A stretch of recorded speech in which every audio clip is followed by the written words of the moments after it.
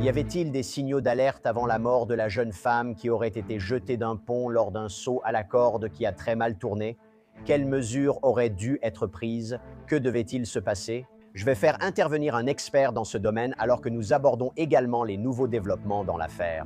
Bienvenue dans Sidebar, présenté par Law and Crime. Je suis Jesse Weber.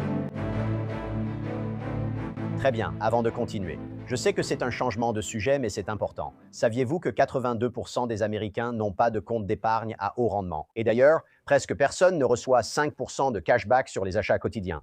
Écoutez, la plupart d'entre nous laissent de l'argent sur la table. C'est la vérité. Mais Chime, notre sponsor, est là pour vous aider à arrêter de perdre de l'argent. Que signifie cela? La carte Chime offre des récompenses. Les membres peuvent gagner 5% de cashback dans la catégorie de leur choix. Courses, essence, factures, voyages, restaurants, 5% de retour sur l'essence. Je ne sais pas pour vous, mais ça me paraît plutôt bien, non? Et sans oublier, vous pouvez gagner 3,75% d'intérêt annuel avec le compte d'épargne à haut rendement de Chime. C'est 9 fois plus élevé que la moyenne nationale. Vous pouvez automatiser le montant à transférer sur votre compte d'épargne sans y penser. Et laissez-moi ajouter ceci. En ce moment, vous pouvez obtenir un bonus exclusif de 75 $, grâce à mon lien. Vous allez sur shime.com/shime.com sidebar où vous scannez le code QR à l'écran et vous allez commencer à faire fructifier votre argent dès aujourd'hui. Très bien. Nous en reparlons parce que nous voulons explorer un peu plus cette situation tragique qui se déroule au Brésil et qui a attiré beaucoup d'attention, aussi bien dans les médias qu'en ligne, et à juste titre. Ce n'est pas un cas que l'on voit tous les jours. Nous parlons de la chute mortelle de cette jeune femme de 21 ans, Maria Eduarda Rodriguez de Freitas, qui a fait une chute mortelle. Dans un incident de saut à la corde où elle aurait été jetée d'un pont abandonné sans être attachée à une corde ou un harnais, tombant de 40 mètres de haut. Horrible. Et tout cela a apparemment été filmé et la vidéo a circulé sur les réseaux sociaux. On peut apparemment entendre des témoins crier en portugais sur l'enregistrement « la corde, les gens, la corde ». Dans un instant, nous accueillerons un expert en saut à l'élastique et cordage pour évoquer les signaux d'alerte, la responsabilité et ce qui aurait dû être fait. Parce qu'en ce moment, 3 instructeurs font face à des accusations. Luis Felipe Feliciano Egorov, 32 ans, Vitor de Freitas Goncalves, 27 ans, et Maicon Fernandez Sintra, 42 ans. Ils ont été arrêtés et accusés d'homicide avec dol éventuel au Brésil pour avoir tenté de fuir avant d'être capturés. Et d'ailleurs, selon NBC News, la loi brésilienne qualifie cela de tuer quelqu'un, pas nécessairement avec l'intention de tuer, mais en s'engageant dans un acte dangereux qui comporte un risque connu de mort. Depuis notre dernière conversation, il y a eu des développements ici. Vous vous souvenez sans doute que nous avons évoqué comment tout s'est déroulé sur le Skeleton Bridge à Lumeira, ville à plus de 145 km au nord de Sao Paulo, au Brésil. C'était une ancienne voie ferrée, hors service depuis 30 ans, et comme nous l'avons rapporté la dernière fois, selon Hugo Lagnos, la municipalité envisageait d'engager une action en justice contre le gouvernement fédéral pour négligence présumée dans l'entretien et le contrôle de l'accès à ce pont. Le gouvernement municipal dit avoir déjà envoyé des lettres au gouvernement fédéral pour demander des inspections de sécurité de ce pont. Savez-vous ce qui s'est passé depuis notre dernière discussion? Il paraît que la conseillère municipale Bruna Magalhães a confirmé à Bachi Bachi Noticias que ce pont va maintenant être démoli par le gouvernement fédéral. Ça fait un peu réfléchir, il a fallu qu'il se passe quelque chose comme ça pour que ça arrive, enfin en supposant que toutes les allégations concernant ce pont soient vraies. Et aussi d'un point de vue juridique, je dois dire qu'il y a un peu cette conscience de culpabilité, non? Le fait de le démolir, tu es d'accord? Il y a un risque là. Maintenant, Mago Magalhães a déclaré, je cite, « Le gouvernement fédéral l'a autorisé. Le maire a fourni l'équipement et maintenant le pont va être démoli. L'important, c'est qu'aucune vie ne sera perdue ici. » Maintenant, voici autre chose d'intéressant. L'influenceuse des réseaux sociaux Estefany González a écrit qu'elle était sur ce même Skeleton Bridge le mois précédent cet événement, qu'elle avait pratiqué la même activité de saut avec corde, avec les mêmes instructeurs, les mêmes suspects, les mêmes prévenus. Elle a publié en mai sur Instagram une vidéo où elle saute façon Superman. Elle a précisé que 90 personnes y participaient ce jour-là. Après la mort de Maria Eduarda, elle s'est confiée sur ce qu'elle a vécu dans une série de vidéos. Et l'une des choses qu'elle a dites, c'est que les organisateurs de cette activité auraient apparemment dit aux participants de ne pas distraire les opérateurs de la corde, qu'ils ne voulaient pas qu'ils perdent leur attention, leur concentration. Elle a expliqué qu'il y avait plusieurs vérifications de sécurité de l'équipement et un partage des tâches entre opérateurs. Concernant Maria Eduarda, elle avoue Je ne sais vraiment pas ce qui s'est passé. Vous avez aussi la déléguée Andrea Dantes-Lévy qui a déclaré aux médias globaux: l'entreprise exploitant ce saut à la corde n'avait même pas l'autorisation d'être là, conséquence d'un manque de vérification et de supervision lors de l'installation de la corde. Gian rapporte que dans la vidéo, les hommes qui porteraient Maria Eduarda semblent porter des chemises arborant les marques entre Cordas et Ivoy. Les autorités précisent qu'il s'agit de groupes informels de sauteurs à la corde, sans entreprise officielle impliquée. Et selon le New York Post, un avocat de la défense des suspects a déclaré qu'ils ne savent pas qui était responsable de l'attache de la ligne de sécurité ce jour-là. L'avocat de la défense a aussi affirmé à Gian que ces personnes étaient très expérimentées et qu'il s'agissait du seul décès de l'entreprise en plusieurs années. Selon NBC News, l'avocat de la défense a déclaré que les suspects sont sous le choc. Selon O Globo, ils n'ont apparemment pas expliqué pourquoi cette jeune femme n'était pas correctement attachée.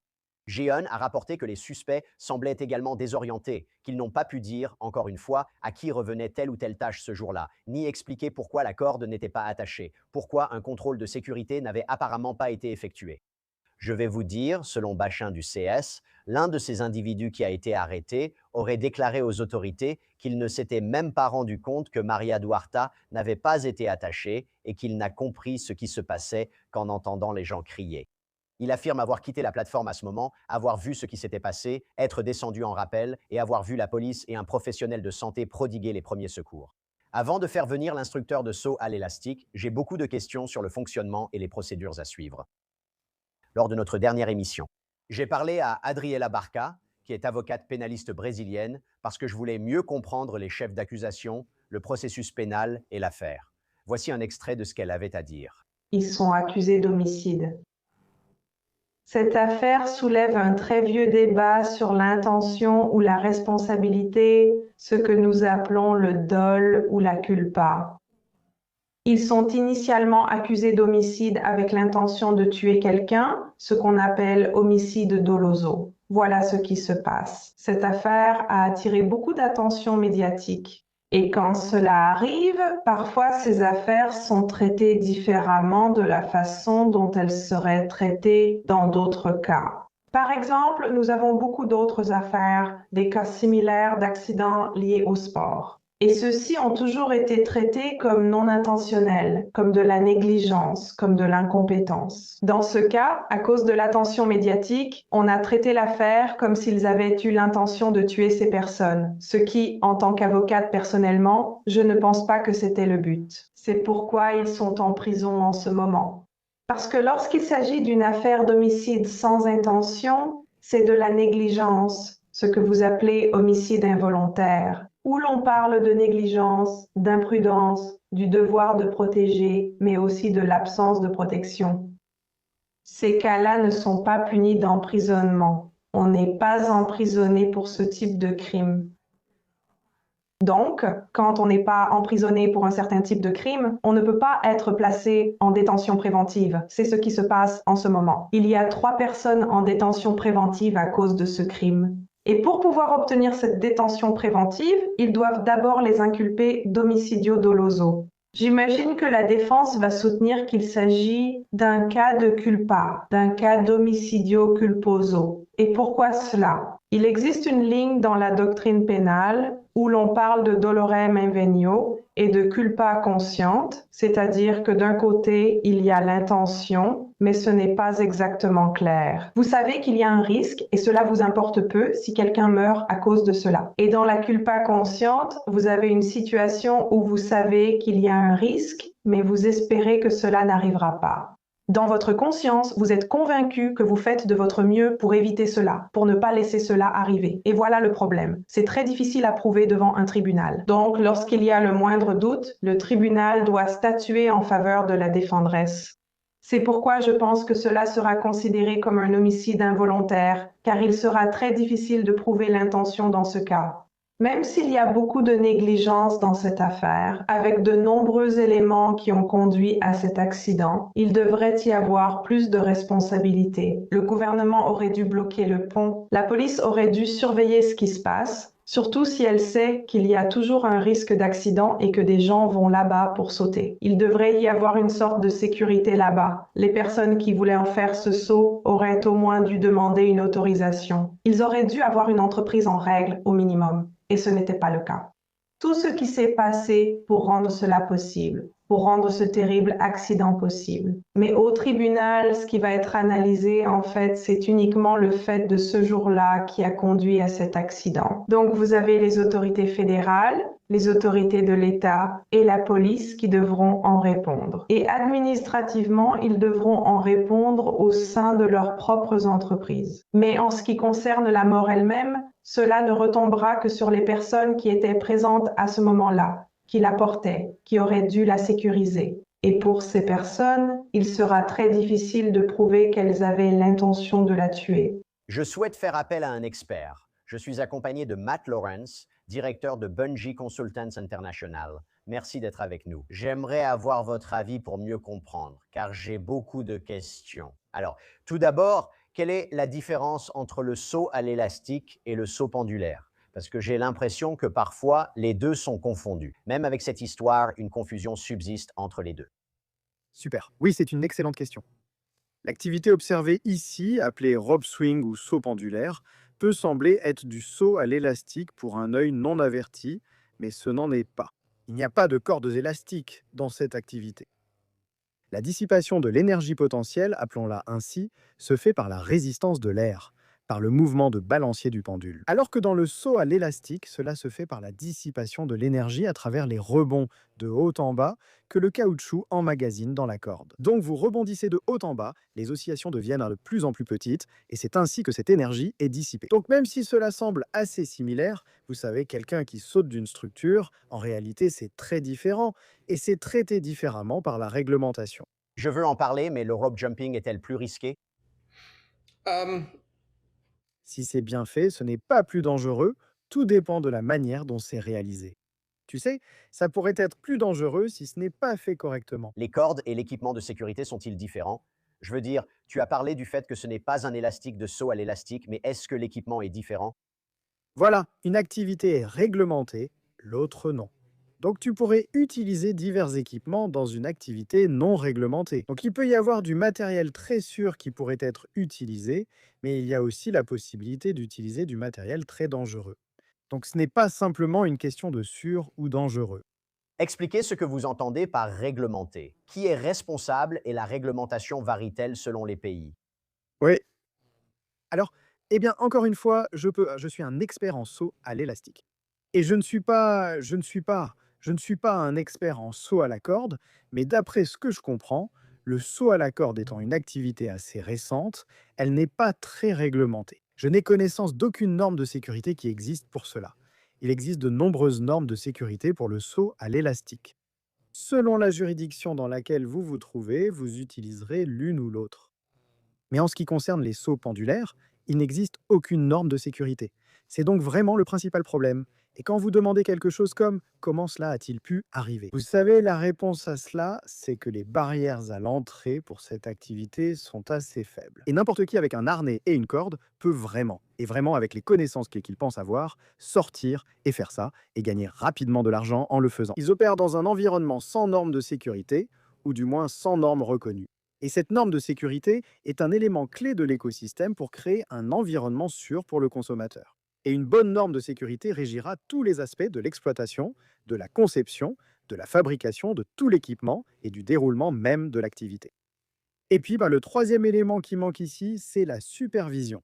Donc, vous pouvez suivre une norme de sécurité et le faire très bien, et s'en sortir comme ça. Et dans certaines juridictions, il n'y a pas de normes de sécurité et les gens sont responsables et suivent, ou pardon, il n'y a pas de supervision et ils se contentent de suivre une norme de sécurité. Mais ce troisième ingrédient, c'est la supervision. Et ce que je veux dire par là, c'est l'organisme gouvernemental ou autre organisme que nous appelons l'autorité compétente ou l'AHI, et ils vont réglementer l'activité selon la norme de sécurité qui existe ici. Donc sans ces éléments, ça devient un peu plus risqué, vous savez. Dans le saut à l'élastique, les barrières à l'entrée sont élevées, Créer un site demande du temps, des efforts et divers équipements, ainsi que la construction de structures. Et avec ces réglementations, il faut passer par beaucoup d'ingénierie et ainsi de suite pour arriver à ce point où vous pouvez réellement ouvrir les portes.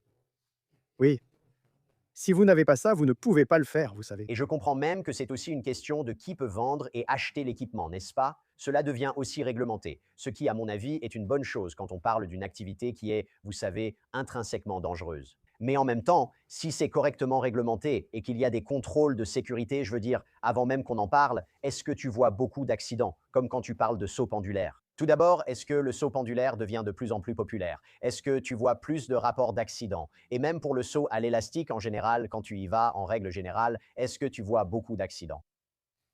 Pour les sauts à la corde, tu sais, dès qu'il se passe quelque chose, on en entend parler.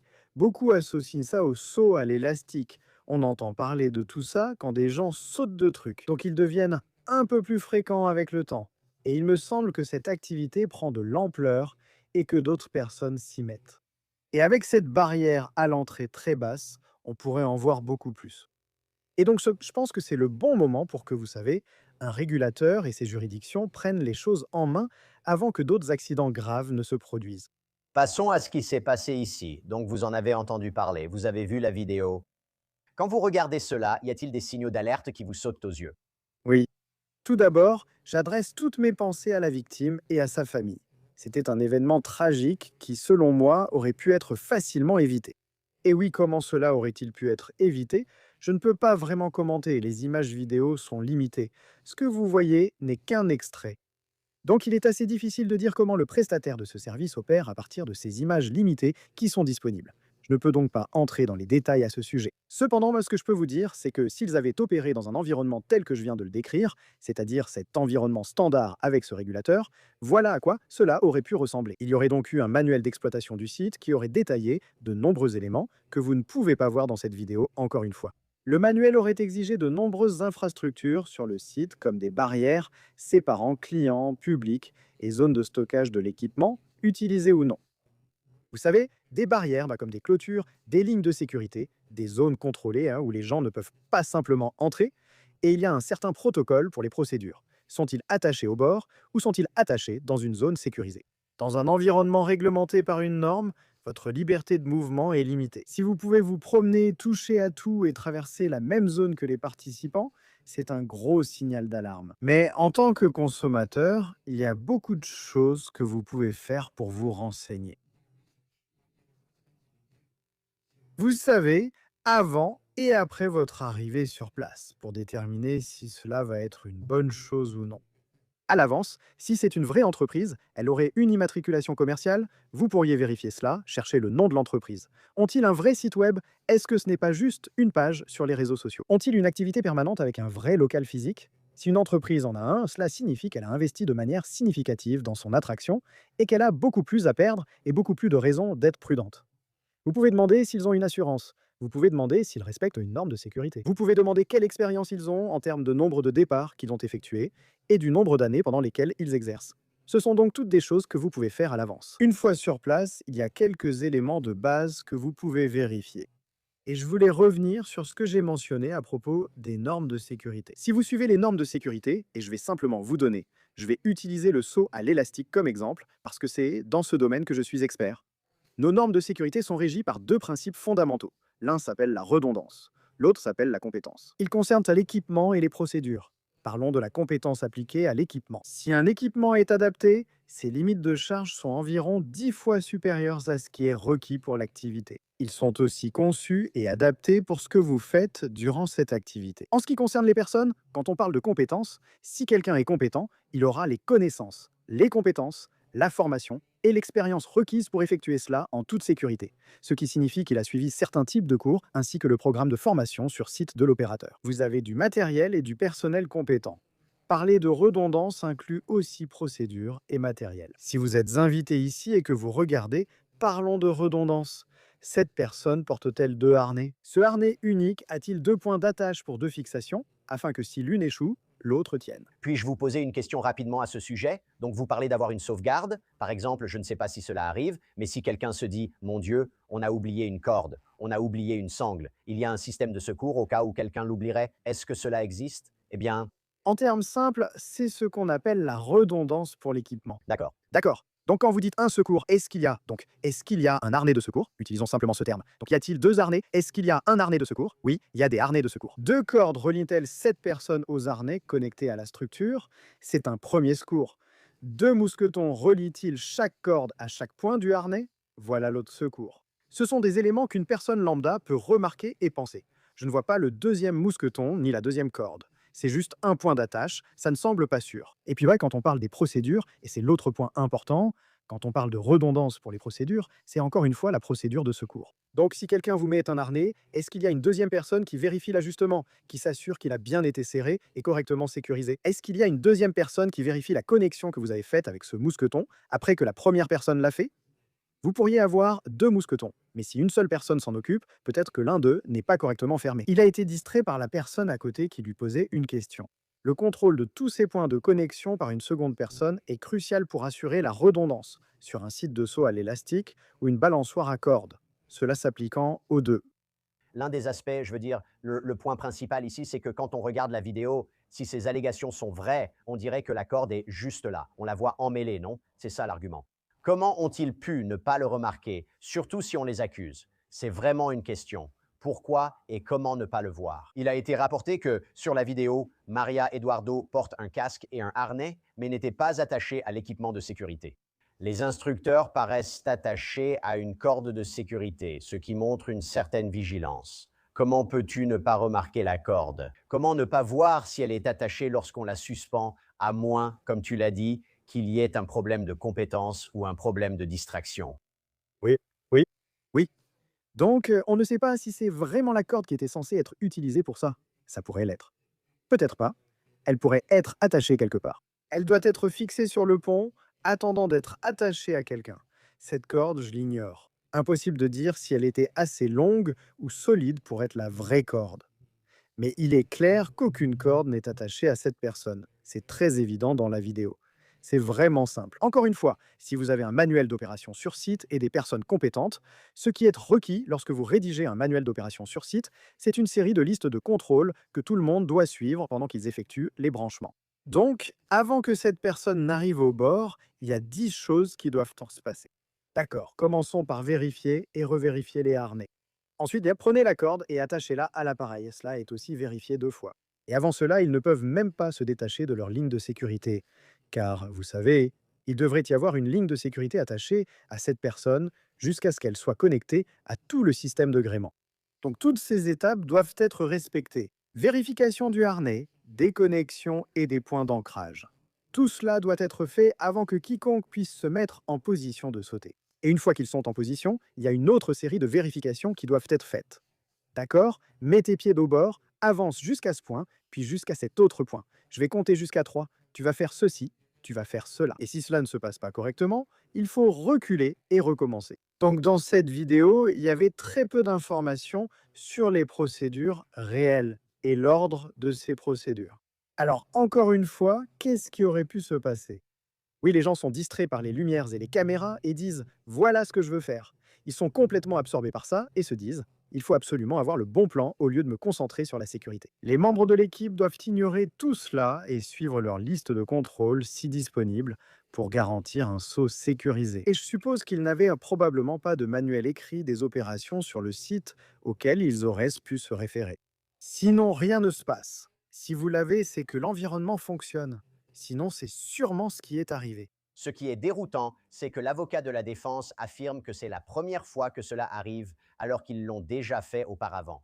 J'ai mentionné plus tôt qu'un influenceur avait sauté sur le même pont avec les mêmes opérateurs, affirmant qu'il y avait des contrôles de sécurité. Ce jour-là, 90 personnes ont participé. Il suffit qu'une chose comme ça arrive pour tout changer et on préférerait que ce ne soit pas arrivé. Mais c'est aussi déroutant, non? Ce n'est pas comme s'ils avaient opéré 2 jours avant que cela n'arrive. Vous savez, les gens font des erreurs, mais en même temps, comment quelque chose comme ça peut-il arriver? Oui, eh bien, on peut monter à cheval toute sa vie sans jamais tomber, vous savez. Mais il y a des éléments de... Vous savez, il y a des couches à l'oignon. D'accord. Donc, et si vous n'avez que quelques couches, vous pouvez être en sécurité pendant longtemps. Je m'en sors sans cette double vérification parce que mon gars, il fait bien les choses à chaque fois. Mais finalement, ça vous rattrape.